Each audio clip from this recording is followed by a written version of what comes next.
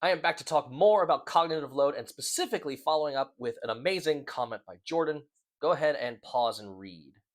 This is a fantastic continuation of the discussion, and I want to get right into it with where I think the Beckoning Dream falls. Will a veteran player of Beckoning Dream always have a better time than a novice player? Can a novice player jump in, or just a person have a low thought day and they're sleepy? They just want to sandwich and to play some games. Can they still engage with the game? And I think yes. The reason being is that every time you're doing something in the game, you are playing cards from your present, the set of cards that you can look at and freely manipulate that come from your future and go to your past when you're done with them.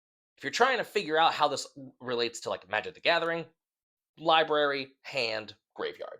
Just different diegetic names for the same principles. But you can use any logic you want to decide what this card that you're going to play is.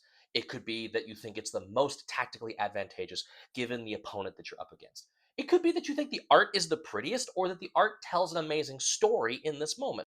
And part of the game's design is to make both of those plays equally viable because when you use the artwork of these cards to tell a story, if you are saying, I am looking around at the landscape in order to figure out what is going on here, I am being introspective. That is happening on this card. And because I am using that artwork to inform what my character is doing and matching those two, I will get an Onirigen. It's basically meta currency to be able to make myself stronger and better and do well. So I have not given a single thought as to what the value or suit of this card is or how it might match up against my opponent or doing any of those fiddly tactical bits. I just saw the artwork and I saw a story and I gave the story to the table. I've made a good play by the mechanics of the game. I could instead say, this opponent has been playing a lot of Pentacles cards. I'm going to play this Swords card, this Three of Swords, because that will be able to counter their Pentacles cards. I'll be able to do everything. And because it's a three, it's my highest value in hand. So I'll be able to do the most with this and make a very big swingy turn. Both of these card play decisions happen for very different reasons, but both of them are equally viable within the game.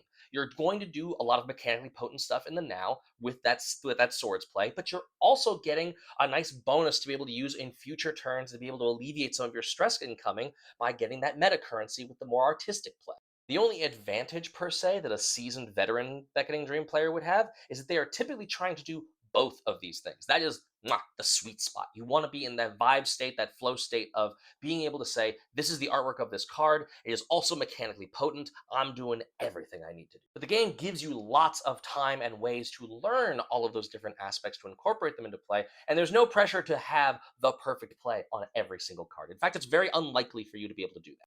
And that is nothing to say of Luck's factor. When we played this at Gen Con, there was a playtest where I was introducing brand new people to this. They countered me every single play.